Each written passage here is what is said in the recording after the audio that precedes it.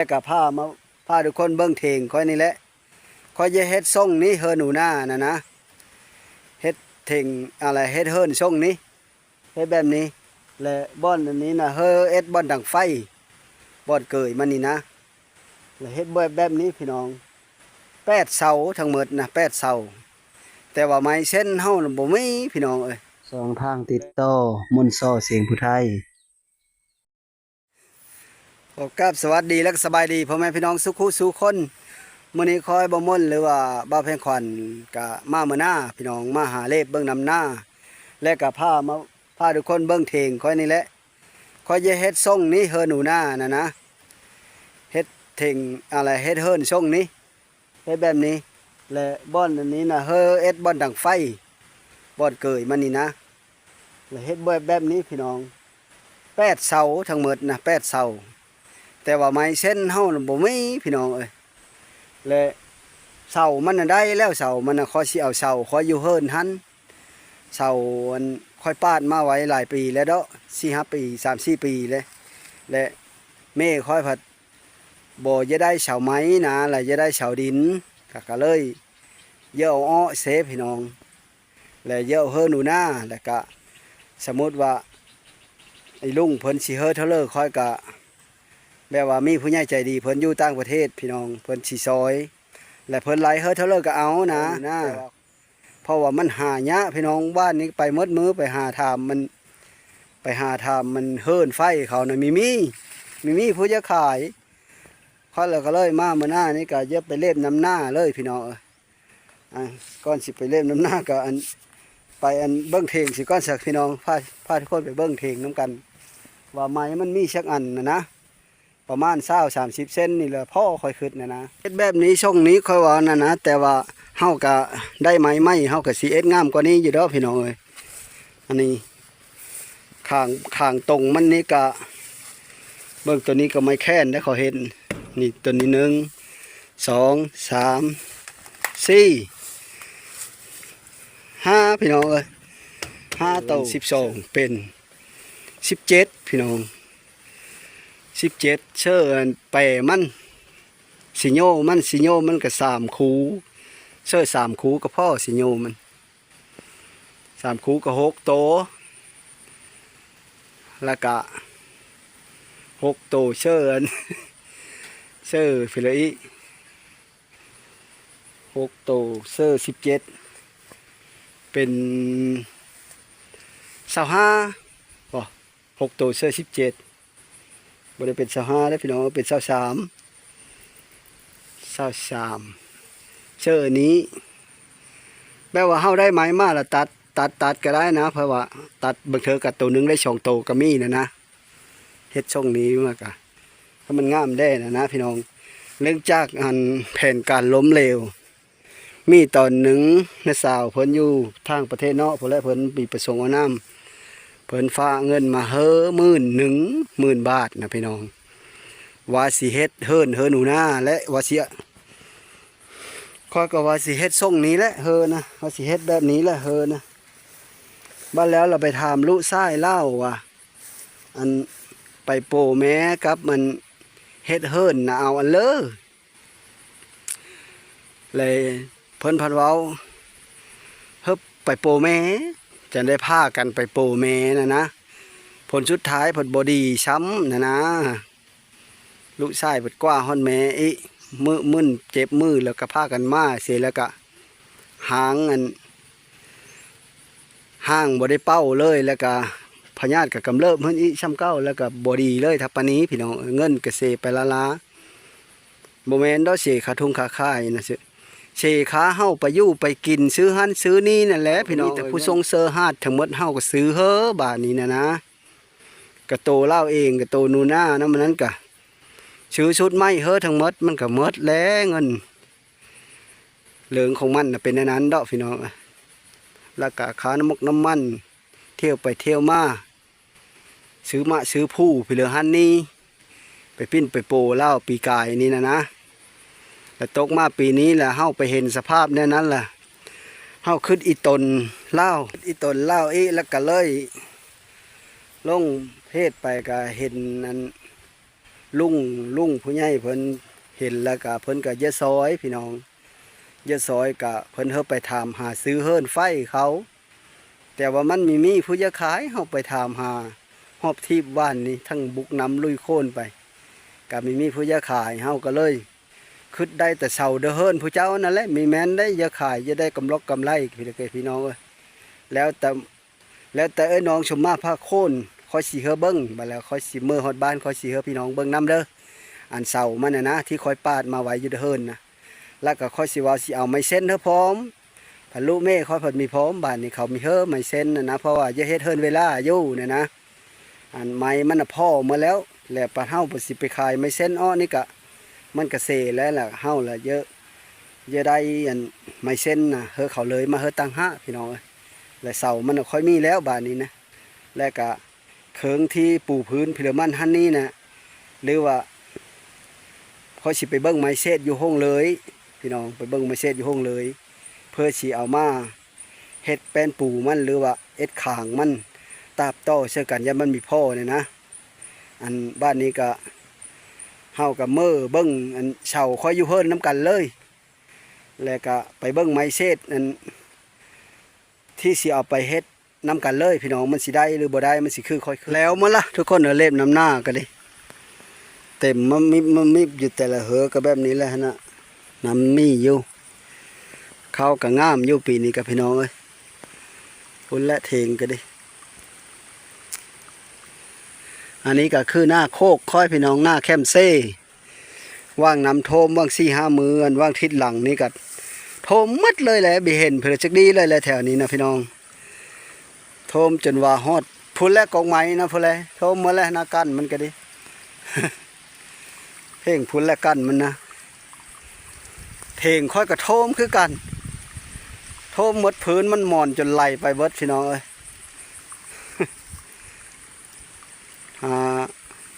หึงแล้วเนาะบ่ได้โทมก็ได้โทมตั้งแต่ปี2011พุ่นสกมาโทมมีปีนี้พี่น้องเอ้ย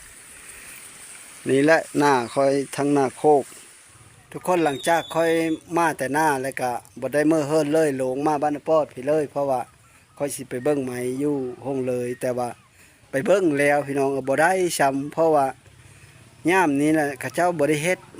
มันบ่มีไม้แก้ไม้มาบ่ได้แล้วก็เลยเขาเจ้าก็เลยบ่ได้เฮ็ดแล้วก็บ่ได้ไม้เศษก็ไปเบิ่งเรียบร้อยมันแล้วบ่มีบ่ได้เขาเจ้าบ่ได้เฮ็ดบ่มีแป้นบ่มีพี่เลยชุดคำคึดก็ดิจักสิเฮ็ดนะเลอบานนี่นะตอนนี้ก็อยู่โฮมสัมซาอยู่ต่อหน้าวัดบ้านปอดพี่น้องแล้วก็เฮิรนอายค่อยนี่เฮิรนอายค่อยและเฮิรนพอเฮิรนแม่ค่อยแล้วอยู่พุเนิ่ๆครับไปนี่พี่น้องอันเฮิรนก็เฮิรนเขานะค่อยเกิดอยู่บ้านปอดไปอยู่บ้านกุฎหินพี่น้องไปสร้างครอบครัวอยู่บ้านกุฎหินและคอยมาเบิ่งเงินไม้แล้วบ่ได้มื้อนี้ก็สิได้ แวกินข้าวน้ำเหมือนผีน้ำน้องสาวหลานสาวนี่แหละอยู่เฮิรนนี่ไปเบิ่งน้ำกันเลยจะพากันอัน กำลังอันนั้นลูกใหม่อยู่ ไปต้มแบบนี้นะ พอจิโหลบ่นั่นนะ ไปต้มจะเต็มหม้อนี่ถ้ากินแกงหน่อไม้ใช่ก็แล้วจังมือมาเลยเพิ่มไปขุดนะ ข้าวเหมือนนะ พร้อมไปเชื่อวะพร้อมไปเชื่อ พอไปหน้า มึงไปแกงเด้อหลานได้จับเจอเต็มอันนี้มันก็รับ200เป็นมันนี้นะ หน้าผักกับกับผักโคเคบผักอีหินผักสะแงงมันสะแกงหน่อไม้สังไพ่น้าสอนก็ดิยังแข็งแรงคือเก่าอยู่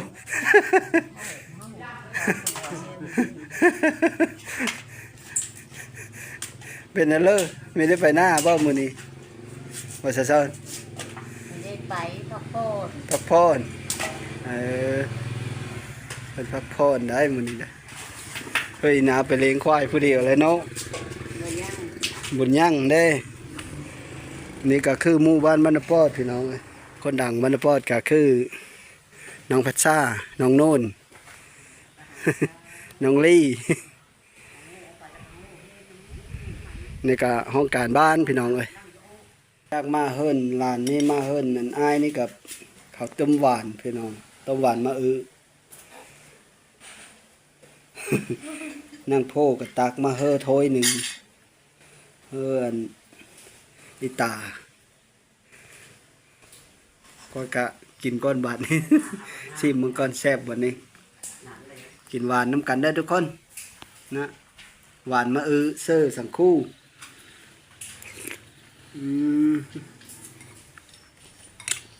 สุดยอดเลย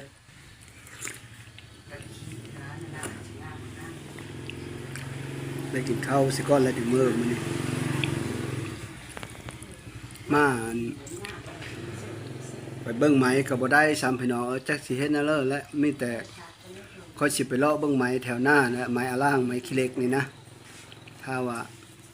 ได้เงินนำผู้ใหญ่เพิ่นมาก็ค่อยก็สิไปปาดจ้างเขาปาดไหมเจ้าของอยู่หน้าและเฮ็ดแป้นปูมันเฮ็ดแป้นปูมันบ่เฮ็ดไหมเส้นมันน่ะนะ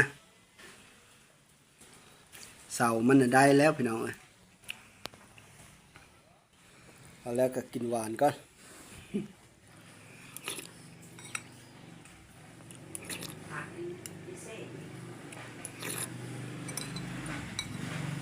ล่างต่ำข้าวเบอร์เชื่อแกงหน่อไม้ ต่ำหมดทั้งนั้นเลยเนาะทั้งยานางทั้งเพลินบ่ได้ยี่เลยต่ำแบบนี้บ้านเฮาแกงหน่อไม้บ่ได้ยี่ยานางเด้ต่ำเอาเด้ โอเป็นไทยได้กันไปต่ำจะนั่งได้ยี่หาบเยอะน้ำใส่คิดไม่ได้ แบบนี้น่ะไว้ต้มบ่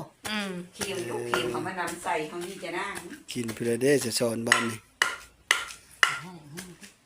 ถ่ายเข้าเลยเป็นถ่าย ถ่ายแล้ว ถ่ายเลย กินตัวกะกินเก้งเหรอ กินมาเก็บเสียเสีย กินมะเก่งบ่ ไม่ได้ชมเลยมาเก้งหวาน เธอกินน้ำได้เยอะ ตา นี่ บอดกับมือ ชิเลอเยอะนะน้ำได้ใหญ่เล ละ ย ลายมันจะปลูกจะประเดี๋ยวอีก น้ำได้ใหญ่เลย พอ เลยยากเลยอยู่ได้ ปะสะอาดจะบ่มือสะสอนนี่เนาะ อยากว่านำมาเก้งหวานเท่าไรเนาะ เกยเบิ่งสะซิมเบิ่งสะดีแต่บ่ได้จำเกยเนาะ เก็บก่อนเลย เห็นไหนบ้างนะ เข้าโถไว้ตัวเองมามือ มันสิเข้มมือสะสอนก่อนแหล้วเอาเลย ต่างกึ่งเลย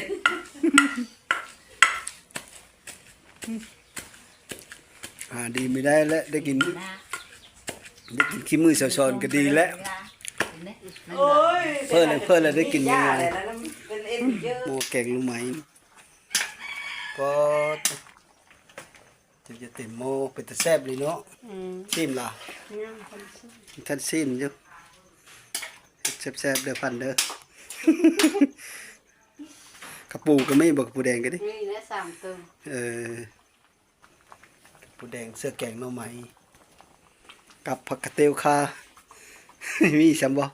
ผักนั้นผักโคบเคบ ผักโคบเคบเนาะ ผักยีน ชิมมึงดูอร่อยแล้ววันนี้แซ่บบ่เอาเลย พอแล้วเสิร์ฟหมดกวนแล้วก็พอเลยเนาะได้บาทนี่นะ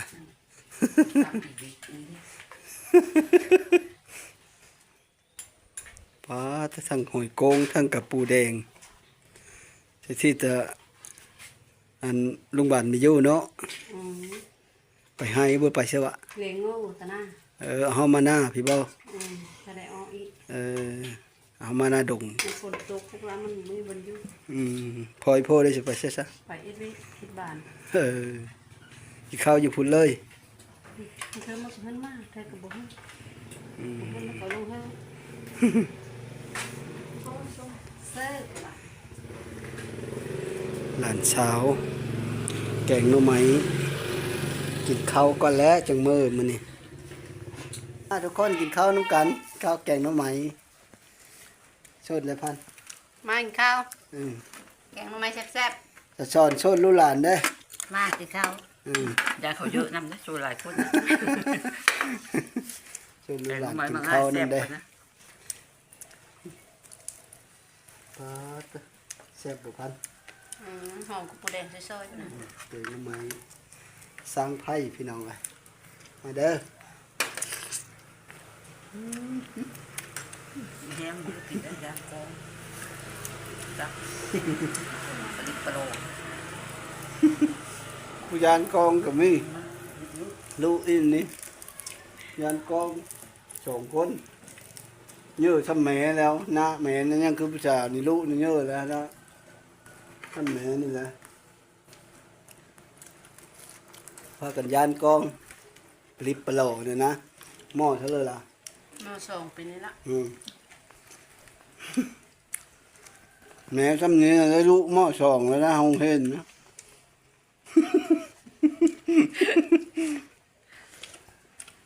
เอ้ยอาจารย์จำปาและนี่นะ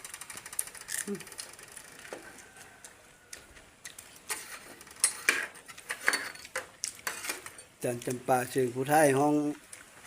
อัดอยู่สวรรค์ สิที่ไปเทินสวรรค์แล้วโคชูประกาศพามีว่าเอาสิตู้มาจากสวรรค์พอตู้ก็มาจากบ้านนาปอด ปลาไอ้ลุมให้ไรรถกะอย่างมันมาก มาจากผู้สังเฮ คนมีโต๊ะ มาย่างถึงเขา เห็นมากเขียวโอ้ก้อนใบ ห้องพักคุกเฮ้ย มักกินโอ้แบบนี้เราได้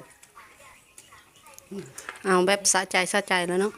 จับเอาเลย เบิ่งเดี๋ยวมันบอกคักไปเฮ็ดเอาเก่งใจแล้วนะอย่าเอาคำใหญ่นั้นมดก้อนเฮ็ดสะใจคักน้ำคำนี้คำตาฟีน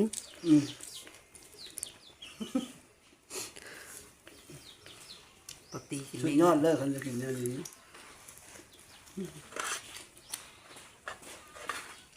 เอาแล้วแม่มาคิดรอนะดูรูดนะ นี่มักไม่คุยได้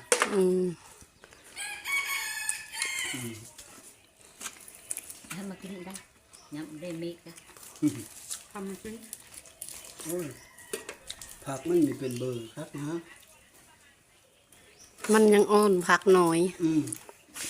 อยู่เฮิร์นว่าเพิ่มอยู่ด้านหน้าตรงนี้มันเยอะ ถ้าเอาอยู่หน้าเล่าอยู่ห้วยสั้นนี่เยอะนะ อันใหญ่ประคมนะ ผมเนี่ยมันไม่ได้ผมแล้วชวนหวานยำกรอบ โอ้แม่มันจะสีกลมๆได้พักคุกเฮ้ยผมเนื้อชาติคน จุ่มน้ำก่อนจากบ้าน ขั้นมีขมจึงดีมันกระจ่างมาลาแล้วเนาะ โอ้ผักกบเค็มหรือแม่ถอดซอน โอ้กระจำครับอ่ะฮะทำเป็นอาหารเด็กนะ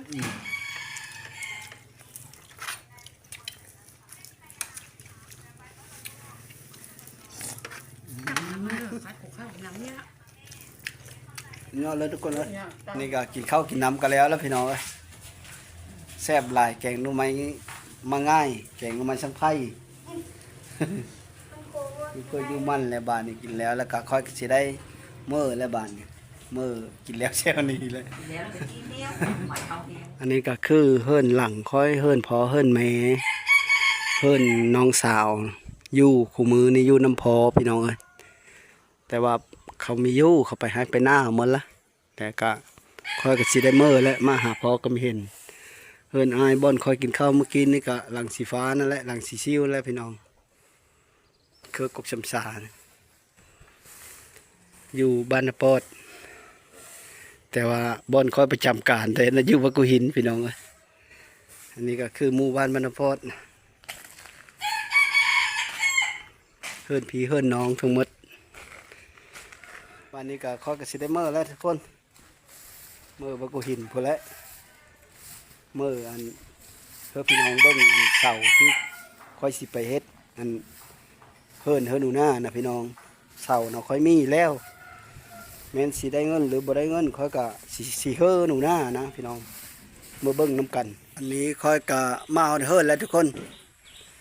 ค่อยสิเฮิรนเบิ่งอันเสาที่ค่อยสิอันไปเฮ็ดเฮิรนหนูหน้านะฝนก็พอดีตกพอดีเบิ่งน้ำกันเสาเหย้าอยู่ได้นะผู้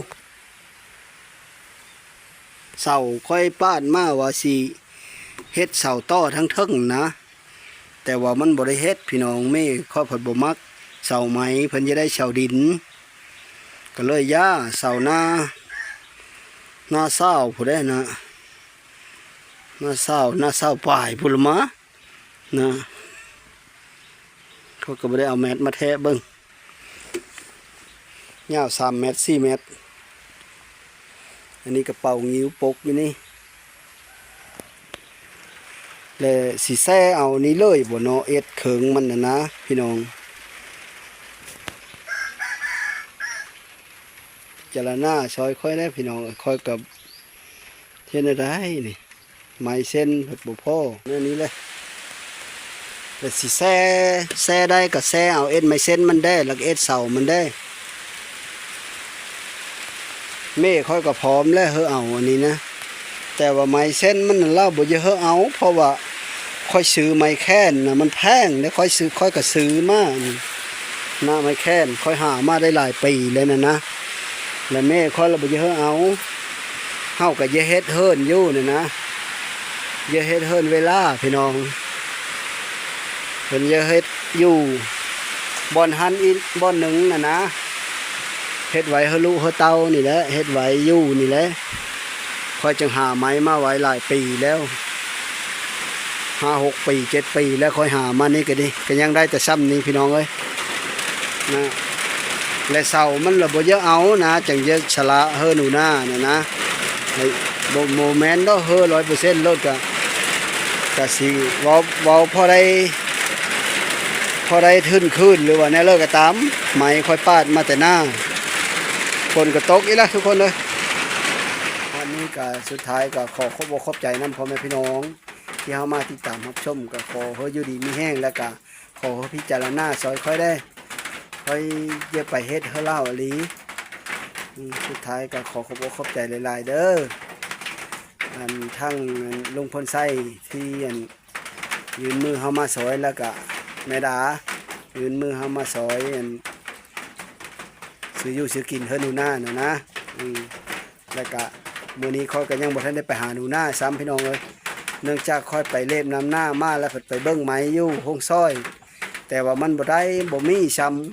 ำเพราะว่าเขาบ่ได้เฮ็ดเวฝนตกมาหลายเป็นเดินช่องเดินแล้วเขาก็แก้ไม้ก็บ่ได้เพลือก็บ่ได้แล้วเขาบ่ได้เฮ็ดเวเลย